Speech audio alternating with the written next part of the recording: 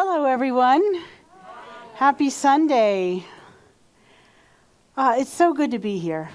I just love the love in this room. I love the feeling in this room. So, you know that our theme for this month has been an attitude of gratitude. And our inspirational book, The Attitudes of Gratitude, is really a special little book. If you have a chance to get it, it's one of those books that you keep by the bedside and you just read 2 pages before you go to sleep. Or you read 2 pages when you wake up. Or you can leave it in the restroom and read a couple pages when you're doing your business. It's just one of those books that every time I look at a new page, I think, wow, that is just so wise, and I want to practice that. So that's why I picked this book. We started this month, however, with forgiveness. Because I realized that I can't be a hostage of unforgiveness, because when I'm in that place of unforgiveness, I can't feel gratitude because I'm too busy being cranky. Right? So forgiveness is so important to the act of being grateful. I want to give you a little tip. You know those folks in Atlanta, Salt Lake Center, in Atlanta, David Alexander, that did an amazing job with the 100 days of the election intention? Yes, we give them love. They are doing 28 days of forgiveness. If you go on to our website, then you can keep getting those calls at 8 in the morning, that great call that wakes you up first thing in the morning. Go to our website, the information is there. But this will help you practice your practice of forgiveness. Last week, I spoke about the universe being for us and the challenges of that at a time like this. Because, there's people in this room that love how our election worked out, and there's people in this room, most people in this room, are not at that same place. So how can the universe be for us when things didn't work out the way we were hoping and wanting? We talked about how this philosophy really encourages a mindset that everything, including our challenges in life, are there for us to be in alignment with the divine, because we live in a supportive universe.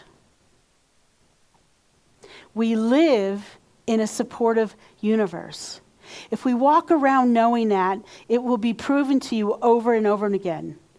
But just like science and mind, if we walk around saying the universe is against us, everybody is against me, then you'll be proven right over and over again. That's why we have to practice our practices. So, back to gratitude for a moment. I know that Master Eckhart said that if you only say thank you, that is prayer enough. But I want to go beyond saying thank you with our gratitude practice. Because it's all about appreciating something every single day, or many things every single day. Because we get bombarded with information these days. Oh my goodness. You can't escape it. You know what's going on the other side of the planet. It's not like, back in the 50s and 60s, unless you read the paper, you didn't really know what was going on or watch the news. These days, anyone that has a smartphone gets bombarded. We all do. So these practices that I'm talking about are so important. And that's why I'm saying that we get to practice joy. It's a practice. Henry David Thoreau said, "I am grateful for what I am and what I have. My thanksgiving is perpetual." So we have to be perpetual in our gratitude. We have to be perpetual in our joy. Now, why would we have to be practicing joy? Think about this. When we were little, maybe 2 years old, and the first time you ever went to a zoo. And every animal you saw, maybe it was the first time, your eyes got big and you're like, wow, look at that. I've heard stories of tigers, but I've never seen one. Elephants, giraffes, whatever animal you were looking at, it was remarkable. It was amazing. You were in joy, naturally. So there we go. We grow up. We've seen these things. We've seen them over and over. And we get kind of jaded, right? We get jaded with the mountains, the beauty, the nature. We get jaded with all that news that I was talking about, and that bombarding of information that we get. So we have to make joy a practice. I had someone on Facebook, a friend from California, when I first got here, and I still do it. The mountains just take my breath away, and I'll stop and take a picture. And this friend on Facebook said, oh, you're going to get used to it. You won't even notice it. And I'm like, no, I'm always going to notice it. Like I notice the beautiful Bay Area and the ocean. I always notice it because I practice. I make sure that I notice. I make sure that I notice. When I walk the dogs, if I see a beautiful flower or tree, I make sure that I stop and just enjoy the beauty of it. That's practicing joy, right? The other thing about practicing joy and experiencing gratitude is it totally activates those neurotransmitters in our brain, like dopamine, which we associate with pleasure, and serotonin, which regulates our mood. It also causes the brain to release oxytocin, a hormone that includes feelings of trust, joy, generosity, and promotes social bonding and feeling connected. Don't you want more of that? Right? More of that good stuff? It's already coded and encoded in our body temples. It's here for us. We have to remember to use it. We have to remember to practice our practices. So, the question is, how do we practice joy? And I've got some ways to help you with that. The first one is, be mindful of your media. Especially now. Stop with the bad news, you guys. Did you know that there's websites dedicated to good news? There's a place called the Good News Network. So how about going there every day and finding out what good thing happened here? Because our regular media, whatever media you consume, they make sure that you know what terrible thing has happened. And those terrible things aren't the common. They aren't things that happen all the time. But they point them out, and it gets everybody into this place of fear and worry. So you have to go get the good news. I was looking at that website, and I loved this story. This couple was, they're engaged. They're saving up their money. They have a wedding fund, and they're driving down the road. And they see this injured dog on the side of the road. And they couldn't help but stop to help this puppy. And they picked this puppy up and took it to the vet, and lo and behold, it was going to be a very big vet bill.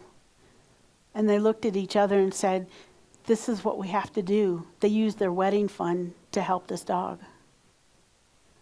I want to hear stories like that.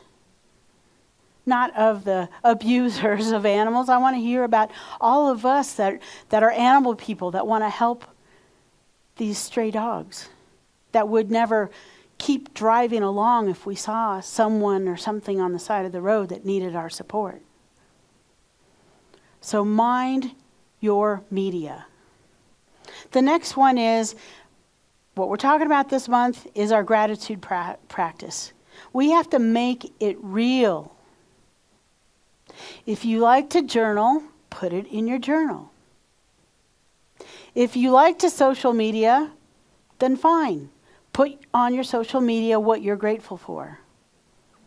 If you don't do either of those, we have these smartphones that have recorders. Record your voice saying what you're grateful for. Maybe you have a beloved. Before you go to sleep, you tell each other what you're grateful for. Or when you sit down at the dinner table with your family, you report to each other what you're grateful for. See, this gratitude practice, the more you do it, the easier it gets. Well, for me, I know that when I was going through major challenges, it felt harder. I was grateful for little mundane things like the cup of tea I had in the morning. And I kept going with it because I was going through a rough time. And it just got easier and easier and easier. So, make that gratitude practice real. The next one is add more heart to your day. Look for a way to be in service. It could be opening a door, or like in that reading, letting the car in front of you that's trying to nose in, like slowing down and just letting them in. It could be helping a friend or a stranger. It could be picking up trash instead of walking over it. On that Good News Network, I just remember there was a story about a politician that got elected, and he was the guy, and this was in New Jersey, that he would, if he saw trash, he would always pick it up. And so everybody in New Jersey was so happy to vote for him and get him on the council.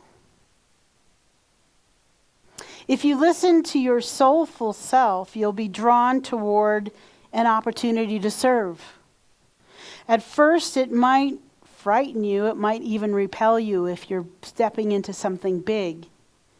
But when you let Spirit guide you, it'll be a source of great joy.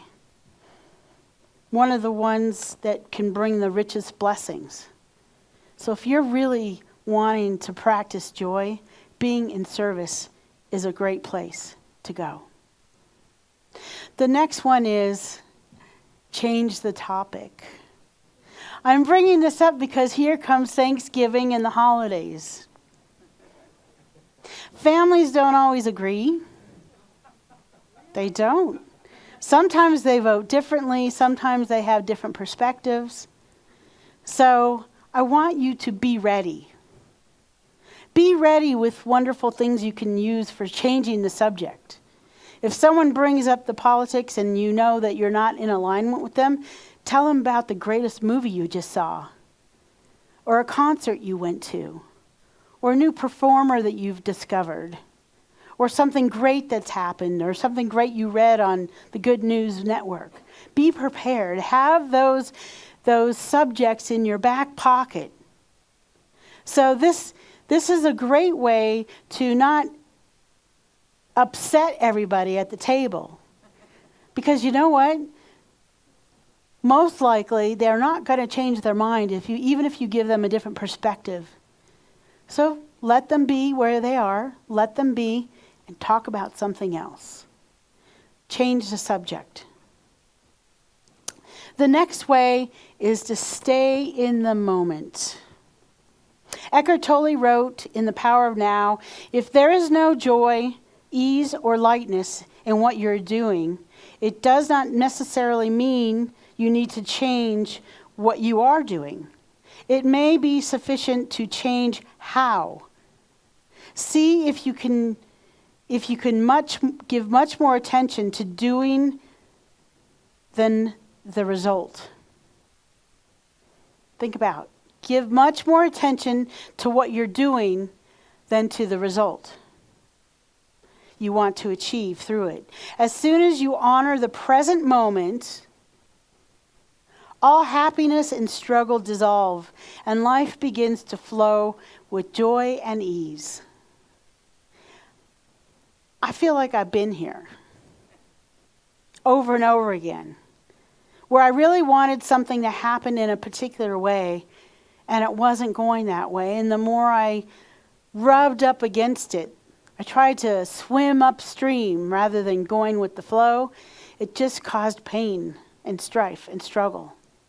But the moment I just went with the flow and said, oh, you know what? This process that I'm in, what I want to happen, if I just put all my energy into those steps that I'm taking and don't look at where I'm trying to go, everything works out for the best.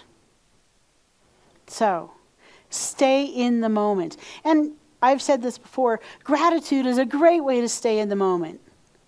Something going on that's like really bumming you out, sit there and write your gratitude list. It'll get you home. It will get you back to being in the moment.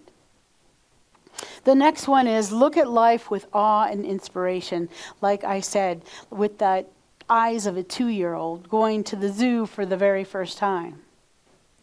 Stop and notice the beauty around us. Oh my gosh, these mountains. When we were driving around yesterday, it was around 4:30, almost 5 o'clock, and the light was hitting the freshly snowed mountains. It's spectacular. Be in awe of these things. Be in awe that we get to wake up and get ready and get in our cars and come to a community such as this. This is inspiring to me because we all have choices. Look at life with awe and inspiration. Ernest Holmes said, we must become artists in living. To live by inspiration means to sense the divine touch in everything. To enter into spirit of things and to enter into the joy of living. I love that.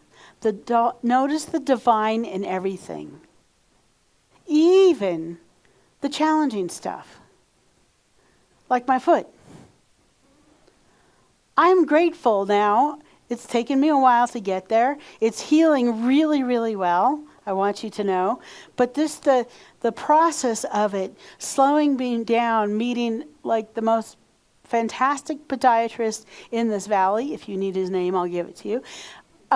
Meeting such amazing people and allowing myself to be supported by my wife, by my community, who's helping move chairs and get stuff ready instead of me running around like I usually do.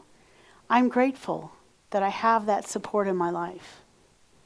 And sometimes you don't notice it until you have your situation change. So I have a lot of gratitude. And that gratitude, brings a lot of joy when I think about all the support in my life. The people that picked me up from the hospital, sitting back there. I just feel very supported and grateful and joyful that I'm in a community such as this.